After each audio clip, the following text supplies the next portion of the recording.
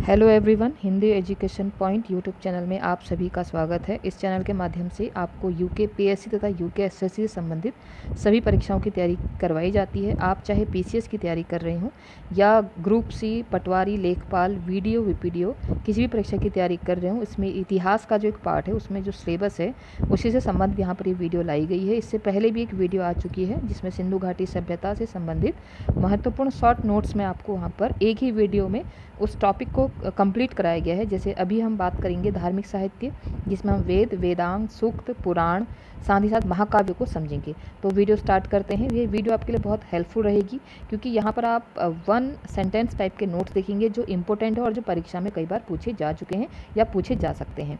तो स्टार्ट करते हैं। धार्मिक साहित्य के अंतर्गत हम पढ़ते हैं ब्राह्मण, ब्राह्मणेतर ग्रंथ, इनकी चर्चा की जाती है। ब्राह्मण ग्रंथों के अंतर्गत आते हैं वेद, उपनिषद, रामायण, महाभारत, पुराण तथा स्मृति ग्रंथ।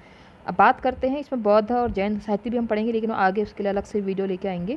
बात करते हैं वेद की। तो वेद क्या है? यह भारत का सर्व प्राचीन धर्म ग्रंथ है, सबसे पुराना ग्रंथ है।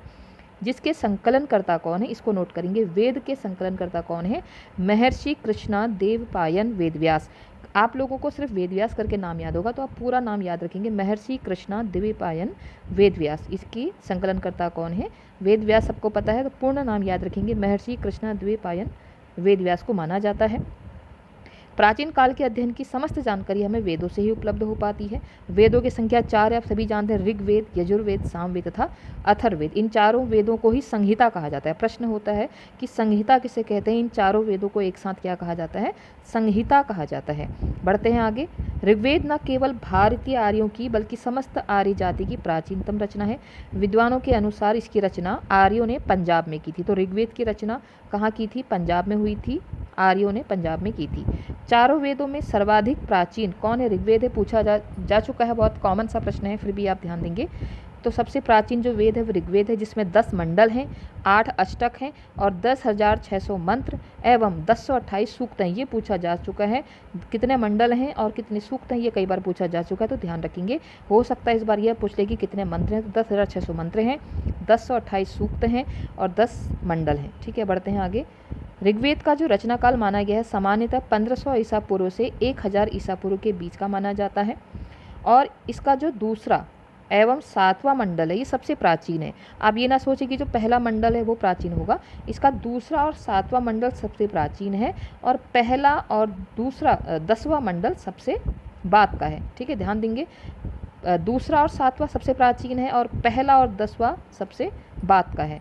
ऋग्वेद के जो नवा मंडल है ना, जो नवा मंडल, कितने टोटल मंडल है? 10 मंडल हैं। तो जो नवा मंडल है इसको सोम मंडल भी कहते हैं। प्रश्न आ सकता है कि ऋग्वेद का वह कौन सा मंडल है जिसको सोम मंडल भी कहते हैं? तो वो नवा मंडल है। अगला प्रश्न है, अगला पॉइंट हमारा कि ऋग्वेद की मान्य 5 शाखाएं हैं। कौन कौन सी? साकल, आश्वलायन, मांडुक्य, संख्यायन एवं वास्कल। ठीक है, ऋग्वेद के 10 मंडल के 10वां मंडल जो है, टोटल 10 है ना, तो 10वां मंडल, नवा मंडल को तो सोम मंडल कहते हैं। जो 10वां मंडल है उसके पुरुष सूक्त में सर्वप्रथम वर्ण व्यवस्था की बात होती है। हम जो वर्ण व्यवस्था भी हमारे समाज में अभी भी चल रही है ना, क्षत्रिय, ब्राह्मण, वैश्य, शूद्र, तो ये जो वर्ण व्यवस्था का जो सबसे पहले जो प्रचलन मिलता है वो ऋग्वेद के 10वें मंडल में हमें प्राप्त होता है। ठीक है, और जो प्रसिद्ध गायत्री मंत्र है ओम भूर्भुवः स्वः, तो वह क्या है? उसका उल्लेख भी ऋग्वेद में मिलता है। सावित्री देवी को ये समर्पित है। सविता भी कहीं पे लिखा था, सावित्री देवी को ये समर्पित है गायत्री मंत्र, और इसका उल्लेख हमें कहाँ मिलता है? ऋग्वेद में मिलता है। आगे बढ़ते हैं। अब आता है अगला वेद, सामवेद। सामवेद को भारतीय संगीत का मूल कहा जाता है। इंपॉर्टेंट है, भारतीय संगीत का मूल किस वेद को कहा जाता है? सामवेद को। सबसे प्राचीन या पुराना वेद कौन सा? ऋग्वेद। ऋग्वेद में कितने मंडल हैं? 10 मंडल हैं। ठीक है, इसका दूसरा और 7वां मंडल पुराना है और पहला और 10वां मंडल बाद का है। 9वें मंडल को सोम मंडल कहते हैं और 10वें मंडल में वर्ण व्यवस्था का जिक्र है, वर्णन है। ठीक है, याद रखेंगे। बढ़ते हैं आगे। तो सामवेद को भारतीय संगीत का मूल कहा जाता है। इसके जो मुख्यतः इसमें जो पाया गया है वो यज्ञों के अवसर पर गाए जाने वाले मंत्र हैं। इसमें कुल ऋचाएँ जो हैं, इसमें ऋचाएँ कितने हैं? 1549 ऋचाएँ हैं। इनमें से मात्र 78 ही नई हैं, शेष ऋग्वेद से ले ली गई हैं। तो 78 नहीं है, बाकी कहाँ से ली गई हैं? ऋग्वेद से ली गई हैं। इस वेद की 3 मुख्य शाखाएं, सामवेद की बात हो रही कि 3 मुख्य शाखाएं कौन कौन सी हैं? जैमिनीय, राणायनीय तथा कौथुम। सामवेद में मुख्यतः सूर्य की स्तुति के मंत्र हैं। ये इंपॉर्टेंट है कि सामवेद में मुख्यतः किस देवता या किस की स्तुति के मंत्र हैं, तो सूर्य की स्तुति के मंत्र किस में है, सामवेद में है। बढ़ते हैं आगे, यजुर्वेद। यजुर्वेद में यज्ञों के नियम विधि विधान का संकलन मिलता है। यह एकमात्र ऐसा वेद है जो पद्य एवं गद्य दोनों ही भाषा में मिलता है। तो ये यहाँ पर इंपॉर्टेंट हो जाता है कि ऐसा कौन सा वेद है जिसकी जो रचनाएं हैं या जिसका जो कंटेंट है, जो मैटर है, वो किस में विधा में लिखा गया है, गद्य एवं पद्य दोनों ही भाषा में लिखा गया है। इस वेद के भी दो भाग हैं, कृष्ण यजुर्वेद और शुक्ल यजुर्वेद। कृष्ण यजुर्वेद की 4 शाखाएं हैं, तैत्तिरीय, काठक, कपिष्ठल और मैत्रायणी। शुक्ल यजुर्वेद की प्रधान शाखाएं हैं, माध्यन्द और काण्व। शुक्ल यजुर्वेद के संहिताओं के रचयिता कौन है, वज्रसेनेयी के पुत्र याज्ञवल्क्य हैं, इसलिए इसे वाजसेनेयी संहिता भी कहा जाता है। किसको, शुक्ल यजुर्वेद को क्या कहा जाता है, वाजसेनेयी संहिता भी कहा जाता है। इसमें केवल मंत्रों का समावेश है। शुक्ल यजुर्वेद की बात की जा रही है। यजुर्वेद एक ऐसा वेद है जिसमें गद्य और पद्य दोनों भाषाओं में लिखा गया है। इस वेद के 2 भाग हैं, कृष्ण यजुर्वेद और शुक्ल यजुर्वेद। ठीक है, अब आता है हमारा अथर्ववेद। अथर्ववेद में सामान्य मनुष्यों के विचार, जैसे हम आपस के लोगों के विचार, अंधविश्वासों का विवरण मिलता है। इसमें कुल कितने 20 मंडल हैं। ऋग्वेद में 10 मंडल थे, अथर्ववेद में 20 मंडल हैं, 731 ऋचाएँ तथा 5987 मंत्र हैं। अथर्ववेद में परीक्षित को कुरुओं का राजा कहा गया है। किस वेद में परीक्षित को कुरुओं का राजा कहा गया है, अथर्ववेद में कहा गया है। या अथर्ववेद में परीक्षित को क्या कहा गया है, कुरुओं का राजा कहा गया है। तो इम्पोर्टेंट है। अगला जो हमारा है पॉइंट्स, वह है उपनिषद। उपनिषद का शाब्दिक अर्थ, ये प्रश्न पूछा जा सकता है कि उपनिषद का अर्थ क्या है, शाब्दिक अर्थ क्या है। तो उपनिषद का शाब्दिक अर्थ होता है समीप बैठना। ठीक है, जैसे हमारे हिंदू धर्म में उपनयन संस्कार होता है, उसका भी यही अर्थ होता है कि समीप जाकर ज्ञान प्राप्त करना। तो उसका शाब्दिक अर्थ क्या है, उपनिषद का समीप बैठना। इसमें आत्मा, परमात्मा एवं संसार के संदर्भ में प्रचलित दार्शनिक विचारों का संग्रह है। किसमें, उपनिषद में। उपनिषद वेदों का अंतिम भाग है। अगर प्रश्न आता है कि वेदों का अंतिम भाग किसे कहा जाता है, उपनिषद को कहा जाता है। और इसे वेदांत भी कहा जाता है। उपनिषद को वेदांत भी कहा जाता है। वेद अंत, समझ रहे हैं, वेद का अंत यानी कि वेद का अंतिम भाग उपनिषद को कहा जाता है। और उपनिषदों की संख्या कितनी है, याद रखेंगे 108। कितनी है उपनिषदों की कुल संख्या, 108 है। इंपॉर्टेंट है, इसको भी याद रखेंगे। अगर हम प्रमुख उपनिषद की बात करें तो इस कठ, केन, मुंडक, मांडुक्य, प्रश्न, ऐत्रेय, तैत्तिरीय, छांदोग्य और बृहदारण्यक, श्वेताश्वर, कौशितिकीय, मैत्रायणी। प्रसिद्ध राष्ट्रीय वाक्य, इंपॉर्टेंट देखिए, प्रसिद्ध राष्ट्रीय वाक्य जो सत्यमेव जयते, सत्य की ही जय होती है, ये जो राष्ट्रीय वाक्य कहाँ से लिया गया है, ये मुंडको उपनिषद से लिया गया है। कहाँ से लिया गया है, मुंडको उपनिषद से लिया गया है। उपनिषदों की संख्या कितनी है, 108 है। इसी में एक भाग है मुंडक, और इसी मुंडक उपनिषद से क्या लिया गया है, सत्यमेव जयते लिया गया है। बढ़ते हैं आरण्यक। आरण्यक यह ब्राह्मण ग्रंथों का अंतिम भाग है। इसमें दार्शनिक एवं रहस्यात्मक विषयों का वर्णन है। इनकी रचना वनों में पढ़ाए जाने के निमित्त मतलब के लिए या के कारण की गई है। अब थोड़ा हम यहाँ देखते हैं, बॉक्स में देखते हैं। ठीक है, इसको देखते हैं। पुरोहित में जो होता है वो ऋग्वेद के पुरोहित होते हैं। उद्गाता जो होता है वो सामवेद के पुरोहित होते हैं। अथर्वव्य है जो यजुर्वेद के पुरोहित होते हैं। और ब्रह्मा अथर्ववेद के पुरोहित कहे जाते हैं। अगर प्रश्न आता है कि होता कौन है, ऋग्वेद के पुरोहित हैं। उद्गाता कौन है, सामवेद के पुरोहित। अथर्वव्य यजुर्वेद के पुरोहित और ब्रह्मा अथर्ववेद के पुरोहित। बात करते हैं वेदांग। हमने कहा था वेदांग 6 हैं, अभी आगे हम पढ़ेंगे। तो वेदांग 6 कौन है, छंद, कल्प, ज्योतिष, निरुक्त, शिक्षा और व्याकरण, ये 6 हैं। अगर हम बात करें तो छंद क्या है, वेद के पैर माना जाता है। कल्प वेद के हाथ माने जाते हैं। ज्योतिष वेद की आँखें, निरुक्त वेद के कान, शिक्षा वेद की नाक और व्याकरण वेद का मुख। तो इस प्रकार से प्रश्न बन सकता है कि वेदांग में छंद वेद के किस प्रतीकार्थ माना जाता है, तो वेद के पैर माना जाता है। और ज्योतिष वेद की आंखें, इस प्रकार से आप इसको याद कर सकते हैं। और वेदांग कितने हैं, 6 हैं। अभी आगे हम पढ़ते हैं। देखिए, तो हमने बात की सत्यमेव जयते कहाँ से लिया गया है, मुंडको उपनिषद से लिया गया है। आरण्यक, अब हमने यहाँ पे बात करी कि इसमें प्रमुख आरण्य ये हैं, ऐत्रेय, सांख्यायन, तैत्तिरीय, बृहदारण्यक, जैमिनी और छांदोग्य की। बात करते हैं वेदांग की। वेदों को भली भांति समझने के लिए 6 वेदांगों की रचना की गई, जिसकी हमने आगे अब बात की थी। ये वेदों का शुद्ध उच्चारण तथा यज्ञादि करने में सहायक होते हैं। पुराण, अब आते हैं बात, देखो वेदांग हम समझ गए ना, वेदांग 6 हैं, ये ध्यान रखेंगे। छंद, कल्प, ज्योतिष, निरुक्त, शिक्षा, व्याकरण, ये वेदांग है 6।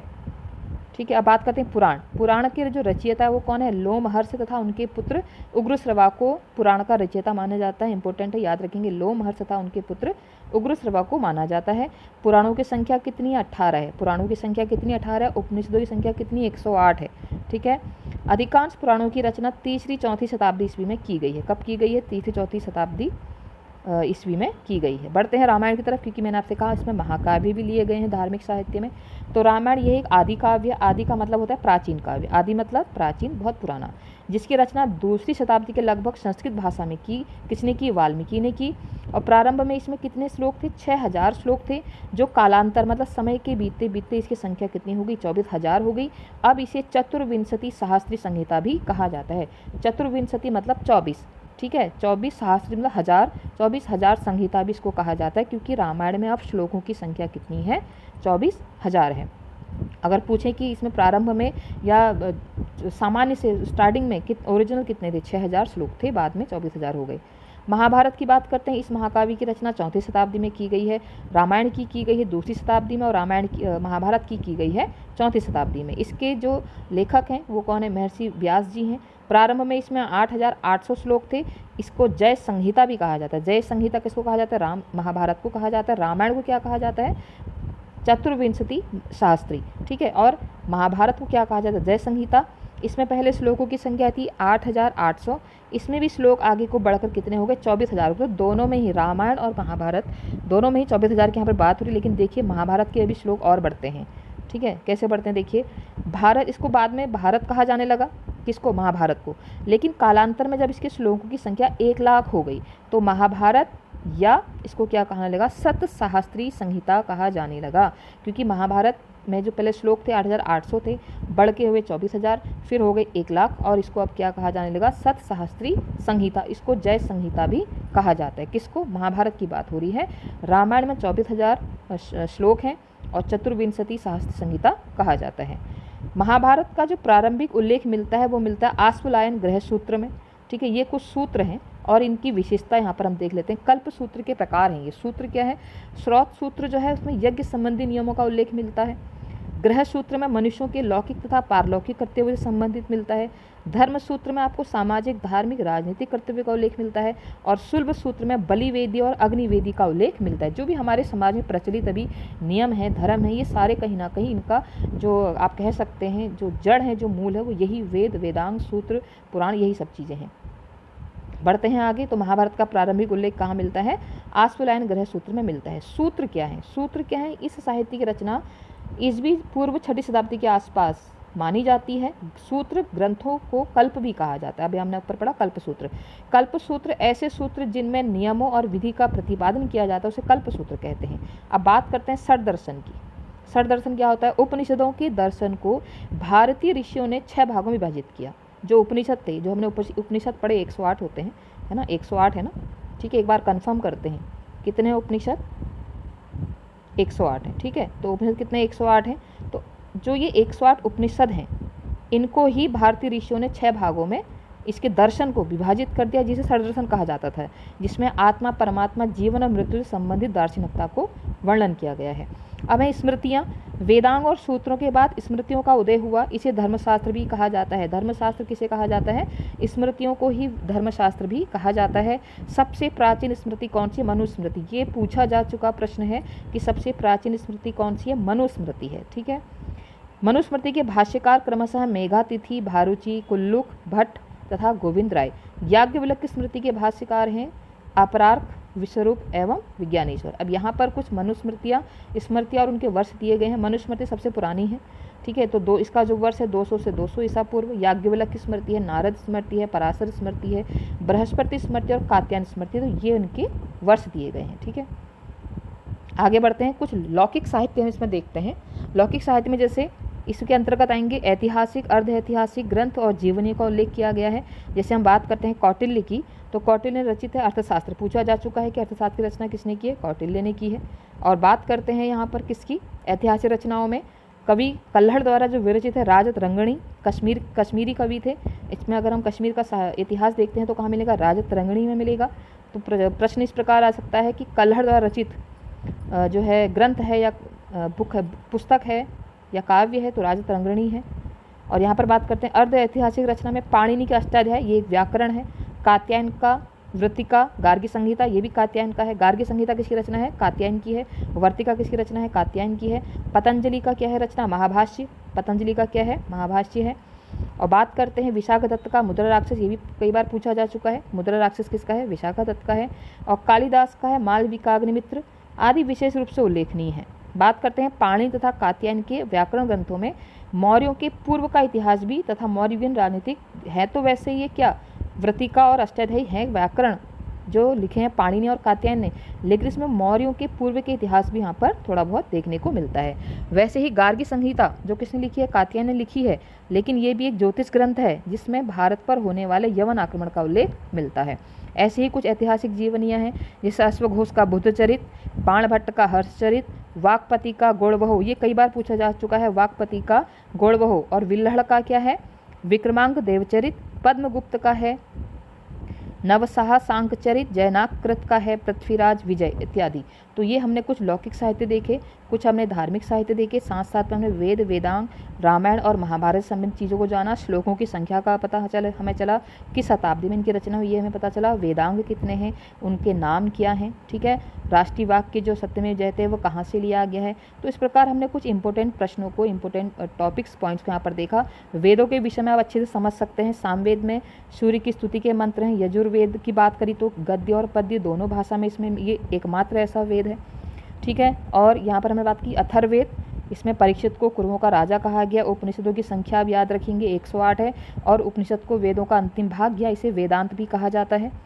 और प्रसिद्ध वाक्य की बात हमने की, सत्यमेव जयते की बात की, आरण्यक की बात करी, वेदांग की बात करी, पुराण 18 हैं, रचनाकार हैं इसके लोमहर्ष तथा उग्रश्रवा, ठीक है। रामायण की हमने बात करी और साथ साथ महाभारत की करी, और कुछ हमने लौकिक साहित्य भी देखे।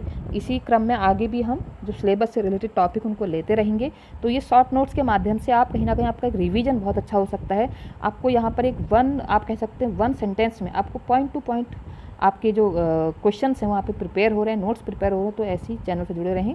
आज के लिए इतना ही, बहुत बहुत धन्यवाद।